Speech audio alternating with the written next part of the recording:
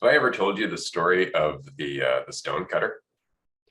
I don't know. I don't know if Okay, you've mentioned that this is a one. great story. So I'm going to brutalize it, but anyway, we'll just summarize it quickly. So there's this stonecutter, and this is, say 1,000 years ago. Back in the day, there was no technology to really help with that, and so it's not a great life. He just goes to the quarry every day, and he cuts stone blocks.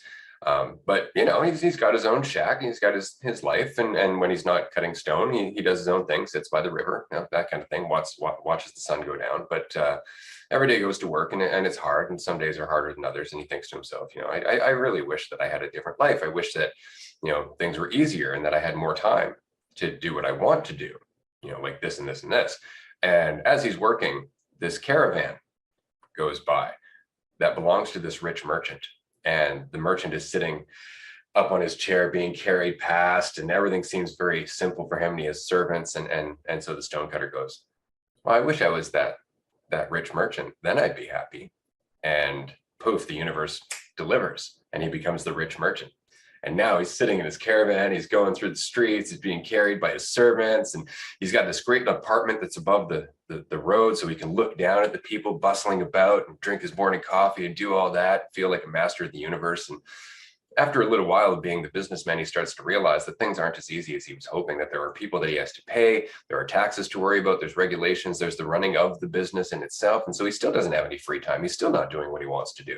And he's getting fairly stressed out. And so one day he's sitting in his apartment looking down at the street, and this larger caravan goes by with more servants. And of course, it's the king. And he goes, you see, there's power, there's happiness. That's somebody who has to answer to nobody. That's what I want. I want to be the king.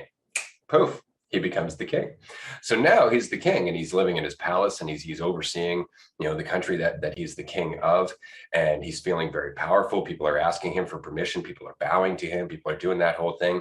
But after a while, he starts to realize that this is hard too. I mean, there's famine and there's drought. There are warring countries. There are constant people who need me to mediate their problems. I mean, there's nothing but more and more work. This isn't what I wanted at all. I just want to be able to sit and be happy and not have to worry about any of this.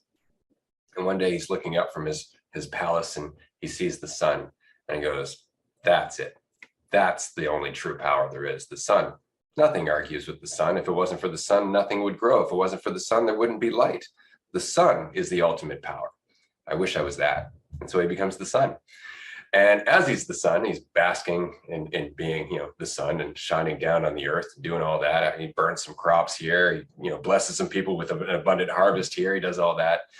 He starts to realize that something is, in fact, still blocking his power, that there is something that's stopping him from getting to certain people, and he can't do whatever he wants all the time. And he looks and he realizes, well, it's the clouds. And the clouds are massive. They cover the entire world, and they move around as however they please. They're totally free. And he went, see, that's what I'm missing there, that freedom. I want to be the clouds. And so he becomes the clouds. And now he's the weather of the world. He's traveling everywhere he wants. And then one day he comes across an object that he can't move. No matter how hard he blows, no matter which angle he comes at it from, he can't move it. It will not budge to his supposed power. And he goes, this object fears nothing.